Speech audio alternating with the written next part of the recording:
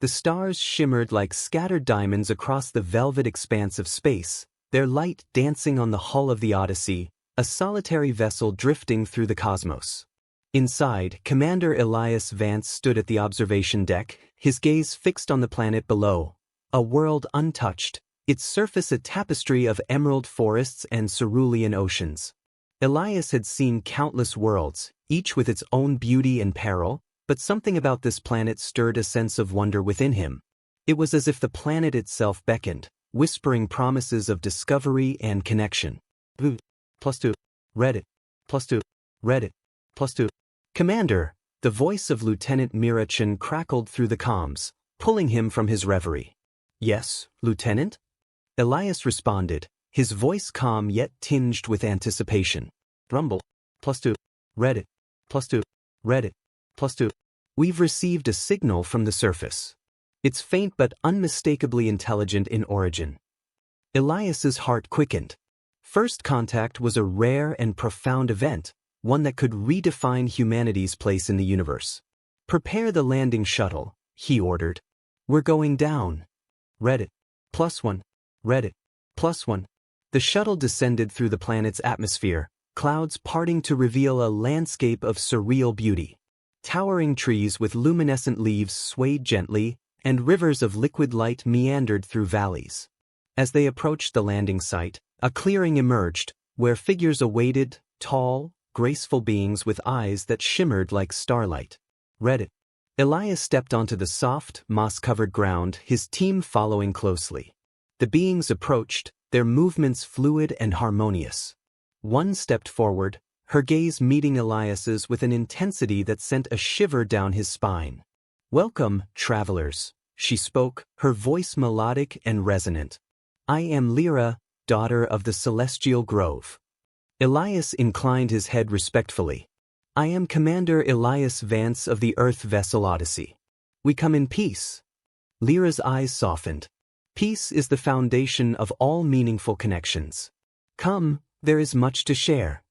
In the days that followed, Elias and his team immersed themselves in the culture of Lyra's people, the Solari. They learned of their symbiotic relationship with the planet, their songs that could coax blossoms to bloom, and their dances that mirrored the rhythms of the cosmos. Elias found himself drawn to Lyra, her presence a balm to the weariness he carried from years of exploration. They spent hours in conversation, delving into philosophies, dreams, and the essence of connection. One evening, as the twin moons bathed the grove in silver light, Lyra led Elias to a secluded glade. The air was thick with the scent of blooming nocturnal flowers, and the gentle hum of life surrounded them. Elias, she began, her voice trembling slightly, our bond has grown beyond mere friendship. In our culture, when such a connection is recognized, we offer ourselves fully. Reddit. +1. Reddit. +1. She stepped closer, her eyes searching his. Claim me. Elias's breath caught. The weight of her words, the vulnerability in her gaze, it was overwhelming. He reached out, gently cupping her face. Lyra, he began, but before he could continue, movement behind her caught his attention. Two more Solari women stepped into the glade, their resemblance to Lyra unmistakable. They approached, their expressions serene yet resolute. She is not alone in her feelings, one spoke. We, too, have felt the pull of your spirit. The other nodded. If you accept her, you must accept us as well. Elias stood in stunned silence, the gravity of the moment settling over him. The path ahead was uncharted, fraught with complexities, but also rich with the promise of profound connection. He looked into Lyra's eyes, then to her sister's, and felt a sense of destiny unfolding. Then let us embark on this journey together, he said, his voice steady. Morning on Elysia did not arrive with the brash clarity of a rising sun. Instead, it bled softly through the canopy, as if light itself had no urgency here. Elias sat on a woven bench near the edge of the Solari glade, the fabric warm with the night's memory, the scent of last night's blossoms lingering faintly in the air like a half-remembered song. He could still feel the pressure of Lyra's palm against his chest, her voice when she'd asked, not demanded, but invited him. And the way her sisters had stepped forward, Not with jealousy or rivalry, but something gentler. Something that felt strangely, or at least not wrong. He hadn't slept. Not out of discomfort or confusion, but because his thoughts had grown too wide for rest. The idea of claiming had sounded transactional, too close to something possessive, primal, but that wasn't what it had felt like in the moment. It had felt like standing in front of 3 open doors and not knowing if you were meant to walk through one, or if they were all simply parts of the same threshold. Footsteps crunched the dew-slick moss behind him, slow and unhurried. Of course it was her. She sat beside him without a word, folding her legs beneath her with a grace he admired but no longer found foreign. For a while they just breathed. That, he had learned, was often enough here. "When I said, 'Claim me,'" she said eventually, her voice lighter than he expected, "did that word frighten you?" "No," Elias said after a pause, "but it unsettled me. I didn't expect it to mean all of this." She nodded, almost smiling. "It's not a perfect word. There's no perfect word for what we mean. In Solari, the phrase translates more to something like, 'let our paths braid.' But that doesn't carry the same tension. And you, humans, you carry tension like it's part of your bone structure." Elias huffed a quiet laugh. "You're not wrong. I didn't want you to feel pressure," Lyra said, her voice gentler now, like she was smoothing something between them. "But when something blooms here, it does not bloom alone. We're not separate vines growing in our own directions. We're connected, boys. It's difficult to unlearn that kind of closeness." She turned toward him, knees brushing. "They love you to, not because I do, but because they've come to see what I see. The way you listen, not just with your ears. The way you carry silence like a friend. We don't fall for noise. We fall for presence." Elias tilted his head, watching her. "And if I said I needed time? Not to decide, but to understand?" Her answer came without hesitation. "Then time is what we will share." That moment, unremarkable perhaps from a distance, was the pivot. Not the declaration the night before. Not the sisters stepping forward. But this quiet, mutual recognition that love, in its truest form, is not an event. It is an unfolding. He spent the next days with each of them, not as suitors, not in the odd ritualistic rhythm of human courtship, but simply as companions. Lyra was all questions and philosophies, a constant reweaving of thought. Naila, the oldest of the 3, was rooted and pragmatic, teaching him how the Solari harvested starlight from the petals of a flowering tree that only opened once every 3rd season. And Karel, the youngest, seemed to live half in a dream, her words often looping in abstract poetry that felt nonsensical until he heard them again in the wind the next morning. They didn't push him. There was no urgency. No rush toward intimacy or finality. They were willing to let things unfold the way their planet taught them to, without fear of pace. And slowly, Elias began to soften. Not all at once, not in a singular cascade of understanding, but in moments. In the way Karel traced the stars with her fingertip and whispered their names as if introducing him to old friends. In the way Naila showed him how to make tea that captured the scent of memory. In the way Lyra never seemed to stop noticing the shape of his thoughts before he voiced them aloud. Still, a part of him resisted. Not because he didn't care for them. He did, deeply, but because somewhere deep inside, Elias had always believed love came with scarcity. That you had to fight for it, hold it tightly, or it would leave. The ease with which they loved, it disarmed him. It almost made him wonder if it was real. It was Naila who sensed that distance first. They were walking beside one another along the riverbank, its waters moving like sheets of mirrored silk, when she stopped and turned to him. "You are afraid of being loved without effort," she said, not accusing, but observing. Elias blinked. "I'm not." He stopped himself. Lying felt disrespectful here. "Maybe. I've just never known love to come this freely." "It does not come without effort," Naila said softly. "But the effort is not to get it. It's to stay with it. That's the difference." He nodded slowly, letting that settle. "You do not need to choose us," she added. "But we will not pretend the connection isn't real. To deny it now would be like pretending gravity doesn't exist because you're not ready to fall." The words weren't meant to be poetic, but they sat in his chest like poetry anyway. That evening, the four of them sat by the communal fire, a gentle gathering of shared silence and soft conversation.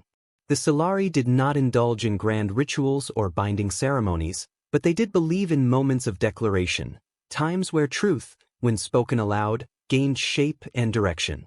Elias reached for the words slowly, like picking fruit not quite ripe, but close enough to nourish.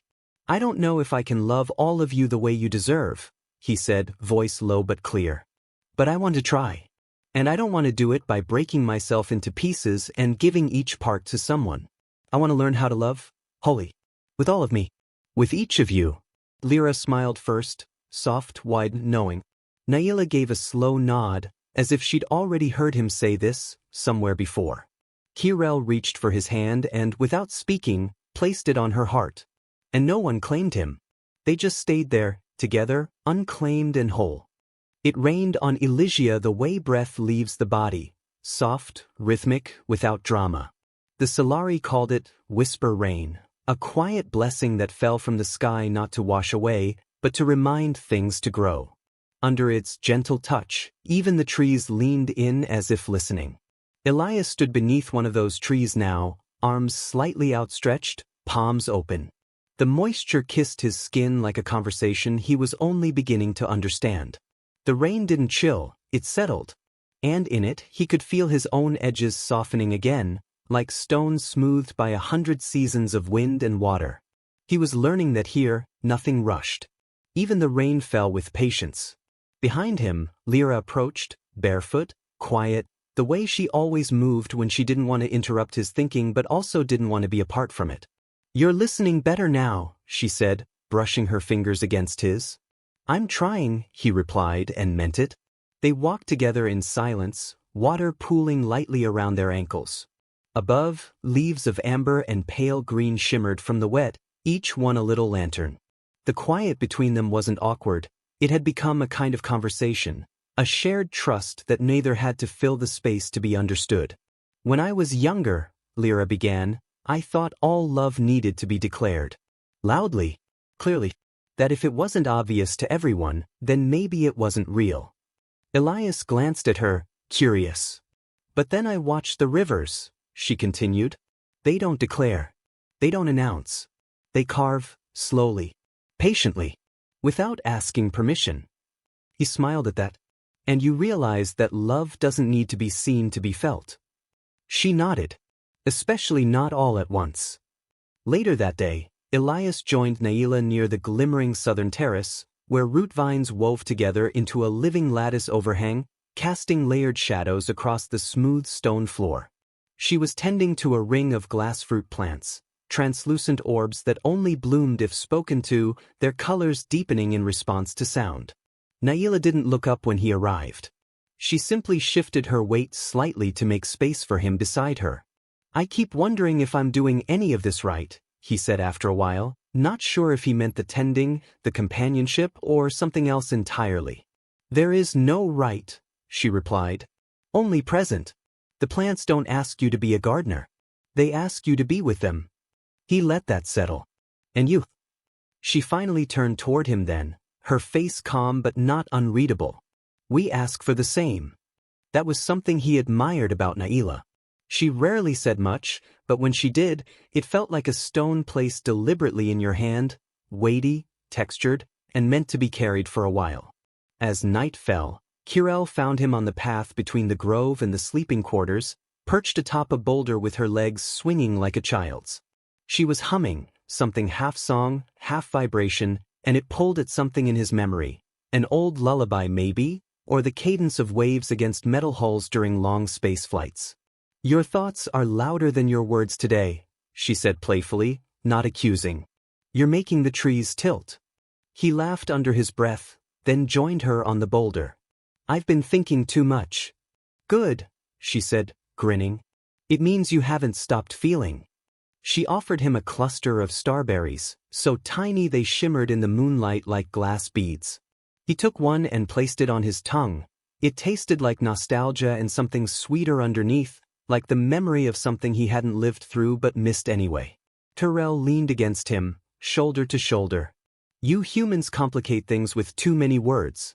Sometimes love is just sitting on a rock with someone and not needing to run away. I haven't felt the need to run in days, Elias said, almost surprised to hear himself say it aloud. She smiled, and the moment passed between them like wind threading through wind chimes. No beginning, no end, only resonance.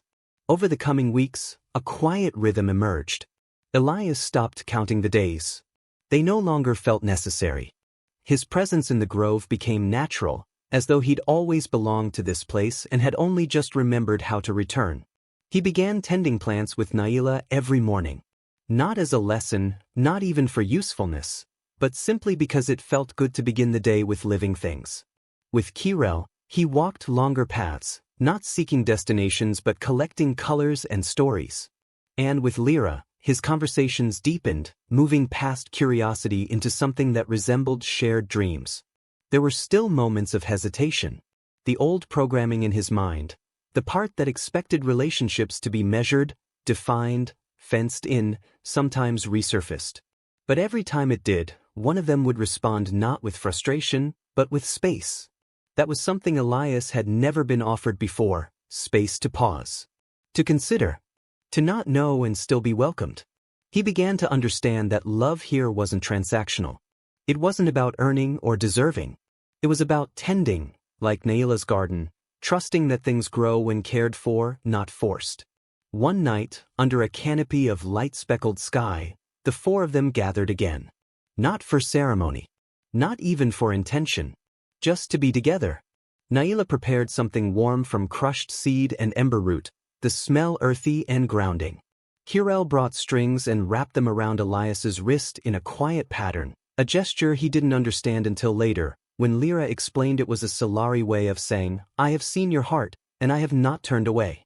They didn't speak of love. They didn't need to. Instead, they shared stories. Elias told one from his academy days, how he once got locked out of a spacecraft simulation pod and slept in a supply closet for 6 hours, only to be found by a superior who gave him a commendation because he assumed Elias had been observing pressure tolerances in isolation. They laughed. Not the kind of laughter that fades quickly, but the kind that lingers and becomes part of the soil. And as the fire dimmed and the night deepened, Elias felt something he hadn't in years. Not peace, exactly, but ease. As if the muscles around his soul could finally stop bracing. Love here wasn't a decision. It was a place. And he was already standing inside it. It wasn't a morning that announced itself. There was no sudden burst of light or shift in temperature. Just a gradual hum, a warmth blooming at the edge of sleep. Elias opened his eyes slowly, not startled, not pressed by urgency, just aware of being here. Still here. Still choosing this place. The soft rustle beside him wasn't surprising. Lyra's hair spilled across the woven bedding, her breath steady. A few strands curled gently against his arm, damp from the humidity the night had left behind. Across the room, the faint silhouette of Kirel lay curled in the hammock by the open window, her fingers twitching like she was dreaming in rhythm. Somewhere, faintly, he thought he heard Naila outside, already awake and tending to the gardens. Of course she was. It had all become so quiet. Not silent. Not still. But quiet in that full-bodied way where presence hums louder than noise. He rose carefully, not to avoid waking them. He knew by now they were not fragile, but because he was learning how to move in ways that respected the life unfolding around him. Outside, dew clung to the roots like delicate punctuation. The air carried the scent of earth and something sweet, maybe nectar dripping from the blossom horns. Elias wandered toward the northern path without a clear reason, following nothing in particular, letting his feet decide before his mind caught up. That had become common for him. Back on the Odyssey, he'd needed structure. Needed to account for every minute in a system where unpredictability meant risk. But here he had begun to trust the meandering. The way some mornings called him to walk, and others asked him to sit still. The way questions showed up less often now, and when they did, they didn't demand answers, only attention. He came across Naila kneeling in the redroot bed, her hands elbow-deep in soil. She didn't turn when he arrived, but he knew she'd sensed him. It was the same with her, No startles, no greetings heavy with expectation. Just an acknowledgement that sharing space was enough. "I dreamed of a storm last night," she said softly, her fingers continuing their quiet work. "Was it a bad dream?" "No," she replied. "Just loud." He knelt beside her. "Do your dreams usually mean something?" Naila shrugged. "They always mean something. But they don't always mean something right now." He liked that answer. It left room. Later, Elias helped carry bundles of harvested root to the central canopy, where Kirel waited with her usual blend of absent-minded joy and precise instinct. She untied the bundles without looking, humming something under her breath that made him feel like he was being invited into a secret only half-formed. "You're getting better with your hands," she said, not looking up. "I'm trying to earn my keep," he joked. She tilted her head, amused but unimpressed. "You don't need to earn anything here. You just show up. You keep showing up. That's the whole of it." He paused. "I think that's been the hardest part for me." She looked at him now, not sharply, but with that stillness she used when something mattered. "I know." And then she reached out, brushed a smear of soil from his cheek, not as a flirtation, not even tenderly. Just naturally. Like a breeze brushing through leaves. At dusk, they gathered again, not as a ritual, but because it had become their rhythm. The table was covered in foods Elias didn't yet have names for: sliced roots that shimmered when the firelight caught them, slow-cooked stalks with a taste of sun-warmed stone fruit, and a mild, grainy paste that Elias had grown to crave without understanding why. They ate quietly. Not solemnly, just with attention. When the meal ended, Lyra stood and walked a short distance away. Not far. Just far enough that her silhouette was edged in starlight, her shape framed by the slow swaying of the trees behind her. Elias followed. She didn't speak until he was beside her, and even then she let the silence stretch for a moment longer. "Do you feel it?" she asked. He didn't need to ask what she meant. "Yes." "What do you think it is?" "I think," he inhaled, held the breath, let it go. "I think it's what happens when we stop bracing for the end of things." She nodded, slowly. "You're letting this root." The word sank deep. Because that's what it felt like. Not a firework or a rush. Not a dramatic collision. But something that had quietly sent tendrils into his being. Something that would hold fast if storms ever came. "I'm not used to love that grows this way," he said. "Without names. Without rules." She looked at him now. "Do you need names?" "No. But sometimes I wonder if I should." "Why?" He considered. "Because I come from a place where love is always claimed. Labeled. Verified. And here, it just is. It scares me how easy it is to forget that I used to believe love had to be earned." She didn't correct him. Didn't soothe. Just reached for his hand, lacing her fingers through his. "You're not forgetting," she whispered. "You're just remembering something older than what you were taught." That night, he didn't sleep in any one place. He sat for a while outside with Naila, sharing warmth and silence, their hands occasionally brushing, not needing to hold but not shying from it either. Later, he drifted to the hammock where Kirel lay awake, eyes tracing moonlight across the ceiling. She pulled him beside her without a word, and they lay shoulder to shoulder, hearts aligned not by chance but because they wanted to be. And eventually, he returned to the shared bedding, where Lyra stirred and welcomed him back with the kind of touch that spoke not of desire but of recognition. And in that gentle constellation of bodies, Elias finally understood what it meant to belong without possessing. What it meant to be chosen, not out of need, not out of absence, but out of quiet, continuous seeing. There were still questions. There would always be questions. But there was no longer fear in them. Only curiosity. And love that asked for nothing but presence. The air had a texture that morning, soft like the underside of a leaf, with a scent that reminded Elias of something he could never quite name. He stood at the edge of the grove, just before the boundary where the forest gave way to open stone, his boots tracing the place where roots met rock. The Odyssey was a distant memory now, like a voice at the other end of a tunnel, still echoing faintly but no longer calling him back. Behind him, Elysia breathed. And he breathed with it.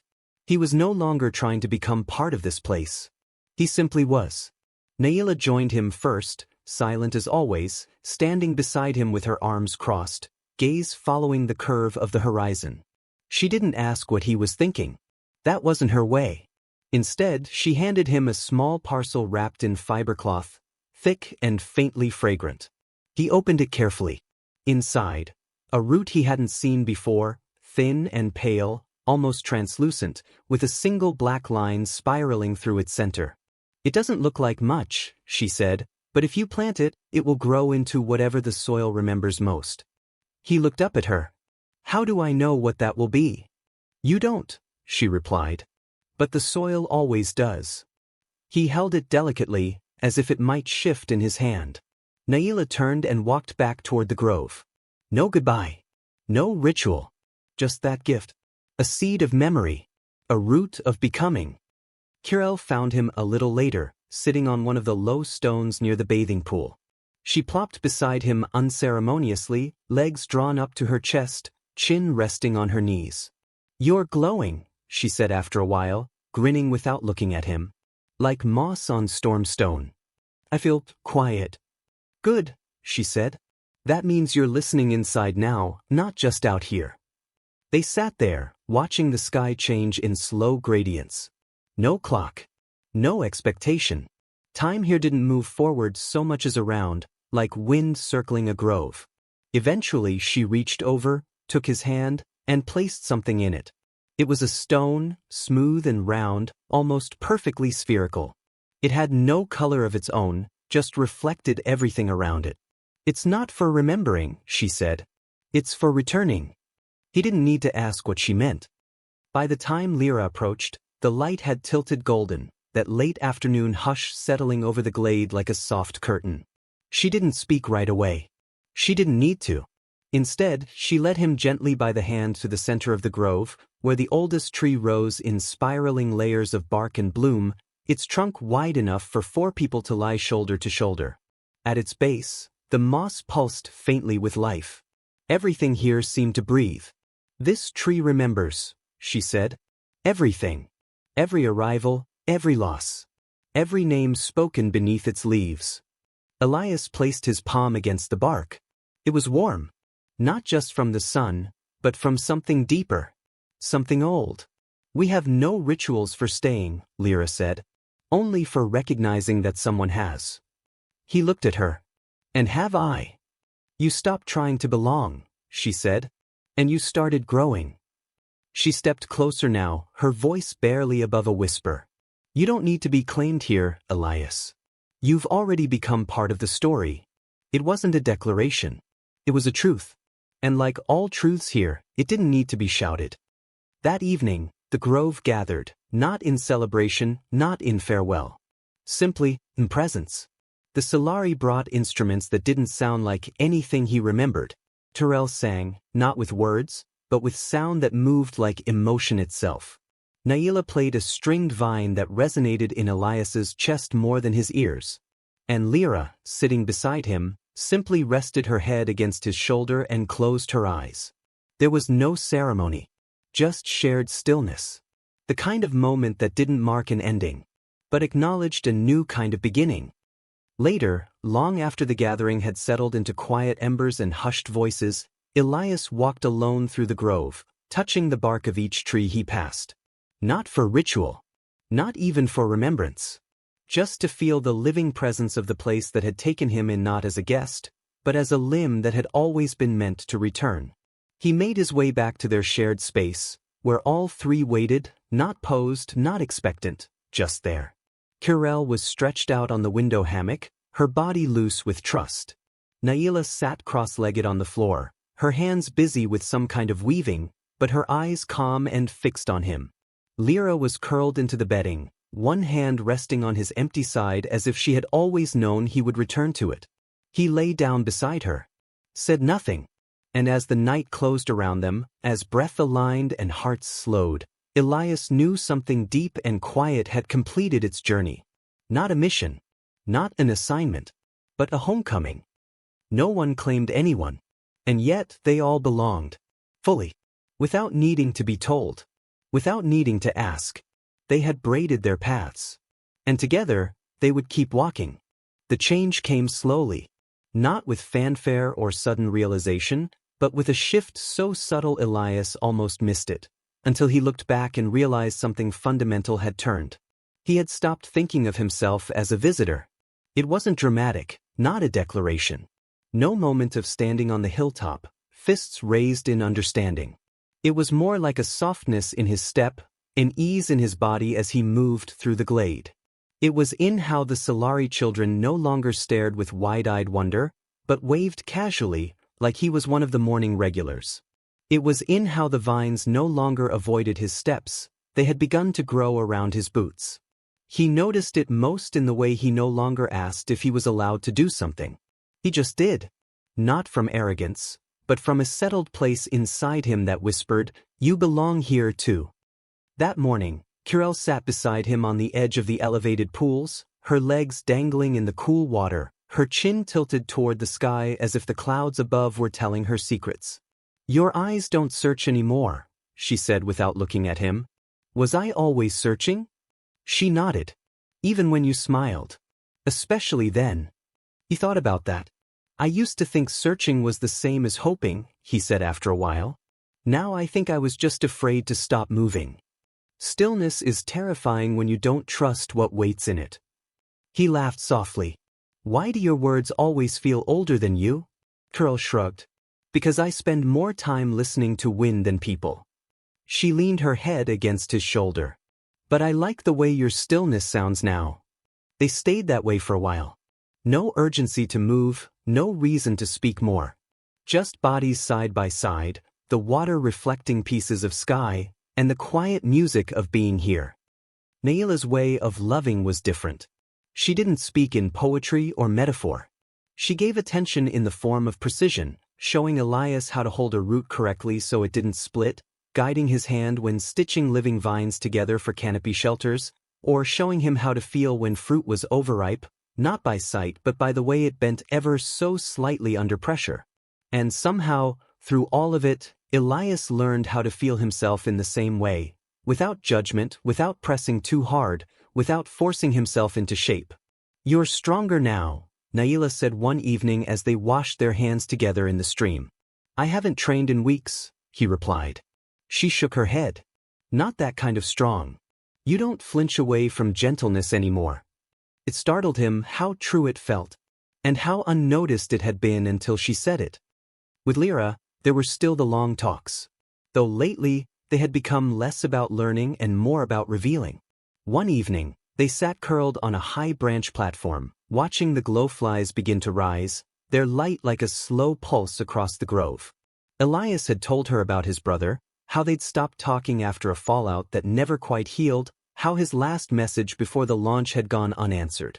"I used to believe that love was something you proved by being right," he said. Lyra didn't respond immediately. She rarely did. Eventually she said, "And now? I think love is something you prove by being with." She nodded once. "That's what we mean when we say braiding paths. It's not about control or direction. It's about choosing to move through time beside someone, even when the road shifts under you." He reached for her hand then, not because it felt like a gesture he should make, but because his body wanted to echo what his heart had already understood. She didn't squeeze back. She just let it be. And somehow, that was more powerful. He hadn't asked what they were to each other. He hadn't needed to. There was no singular label that could contain what they shared, the four of them, and it would have been a disservice to pretend there was. There was something sacred about the unspoken here. About letting meaning be revealed over time, like the slow unfurling of a fern under the sun. Still, there were days when Elias felt the weight of what he'd left behind. Not out of regret, but from the sheer contrast of it all. One afternoon, he sat alone beneath the canopy, a small communicator crystal in his palm, one of the last connections to the Odyssey. He hadn't used it since the first week. Hadn't needed to. But today, he turned it over in his hand, thumb tracing the edge. He thought about his crew, the mission logs, the protocols that had once governed every hour of his day. He thought about how easy it would be to explain none of this to them, or how impossible it would be to explain it truthfully. Lyra approached from behind, silent as always. She sat beside him and didn't ask questions. Instead, she took the crystal from his hand and placed it gently in the small stream flowing nearby. They watched it drift a few feet, then get caught between two stones. She looked at him and said, "If it's important, it won't vanish." He didn't fish it back out. That night, he lay between sleep and wakefulness, listening to Kirel breathing in rhythm on one side, Naila's steady presence just beyond the curtain, and Lyra's slow exhale at the base of his spine. There were no lines anymore. No separate compartments. Just a web of shared space, shared warmth, shared stillness. And he wondered if maybe love was simply that, the feeling of not needing to hold yourself apart anymore. Not a giving away of self. Not a surrender. Just the return. The next morning, as dawn softened the sky with its quiet gold, Elias stepped out into the grove and realized he wasn't waiting for anything anymore. Not for clarity. Not for a signal to leave. Not for the old life to reclaim him. He wasn't caught between two worlds. He had simply stepped into one fully. And it was enough.